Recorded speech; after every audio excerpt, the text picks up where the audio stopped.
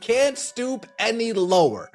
Can't get any more down and out. Can't look any more pathetic. They continue to set a new bar. The Players Association have now started a petition that fans can sign to show their support. The WNBA Players Association has taken an unusual step by launching an actual online petition asking fans to sign in support of their CBA negotiations. Instead of a strategic media campaign or a coordinated PR push, they went straight to petition.org, a move that feels more symbolic than powerful.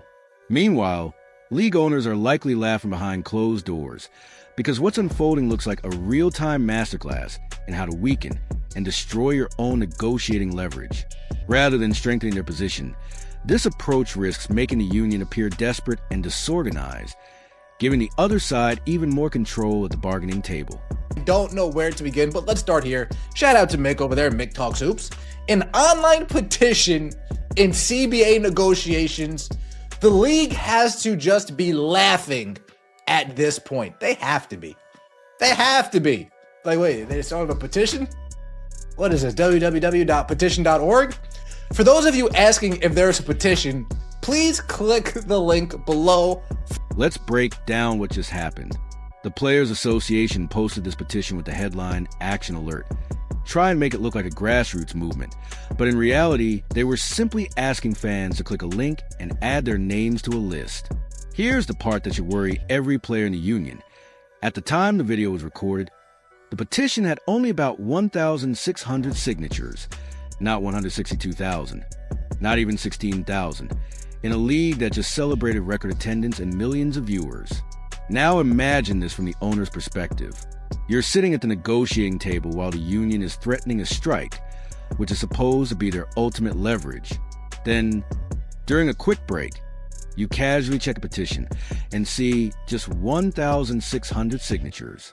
It's hard not to laugh walking back into the room, because that number hands the owners a massive advantage by revealing how little public support the union truly has. So nobody really wants this to go on. No, okay. Say no more.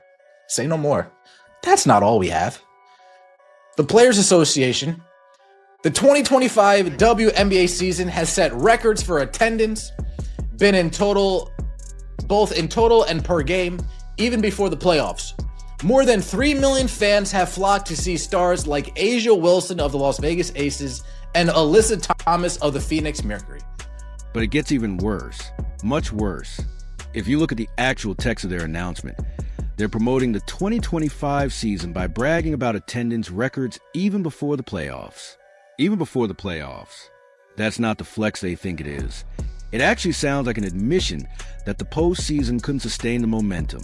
And in the same breath, when they desperately need to prove the league's marketability, they name-drop Aya Wilson and Alyssa Thomas as the stars supposedly driving fans into arenas.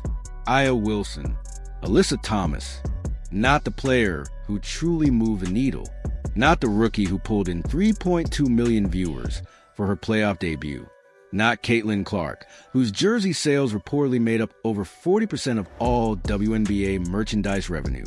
Instead, they highlighted Alyssa Thomas, a player so unknown to casual fans that even seeing her in person wouldn't ring a bell, which only weakens her argument and makes the messaging feel completely disconnected from reality. Folks, people can't pick Alyssa Thomas out of a lineup if she was the only one standing in it.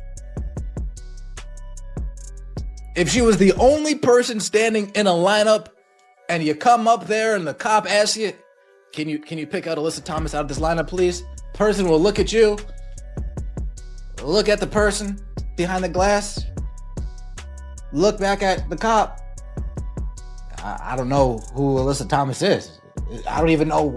Is this Alyssa? They'd have absolutely... This isn't just bad marketing.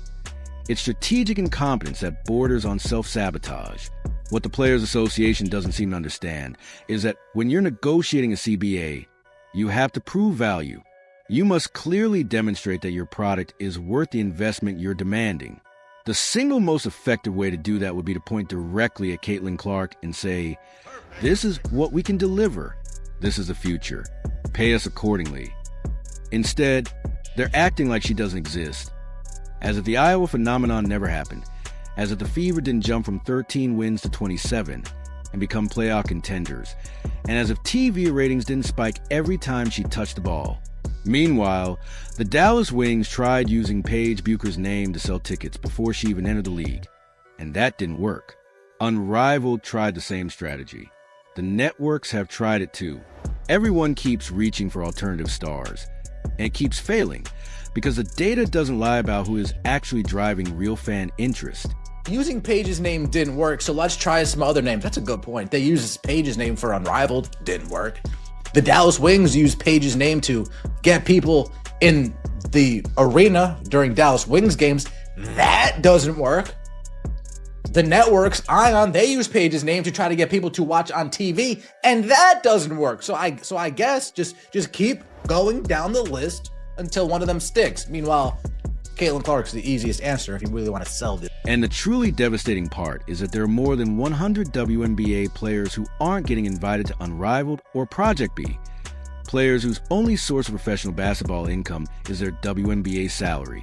Right now, their union leadership is playing chicken with the owners while holding a losing hand.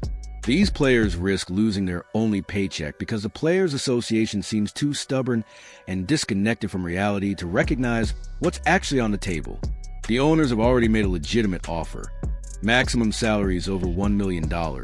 Revenue sharing increased from 9% to 15%, an average player salary around $500,000, and a minimum salary of $250,000. Those aren't insults. They're substantial increases that reflect the league's real financial position. Yet the union continues to act as if they're entitled to NBA-level money, even though the WNBA still operates at a loss, which makes the entire standoff feel reckless and unnecessary. Fools. Oh my gosh, this is pathetic. Nobody wants Alyssa Thomas Harambe. Bro, see what I'm saying? The league is not serious. Just sign the contract and let's get the season started. I went to my first 3 WNBA games this year, but I can't guarantee you neither of those players were playing in those said games. Absolute bollocks. Just look at the language they're using in these posts. They claim that after months of stalling negotiations, the WNBA and team owners are ignoring player demands and jeopardizing the future of women's professional basketball. That kind of wording doesn't match the reality of a negotiating partner who is offering to more than double the minimum salary and increase revenue sharing by 67%. If anything, the only people truly jeopardizing the future of the league are the players themselves, because they've convinced themselves they deserve compensation levels of current economics simply cannot support, instead of having honest conversations about how to grow the overall pie so everyone can benefit more in the future. They're demanding a bigger slice of pie that is still heavily subsidized by the NBA.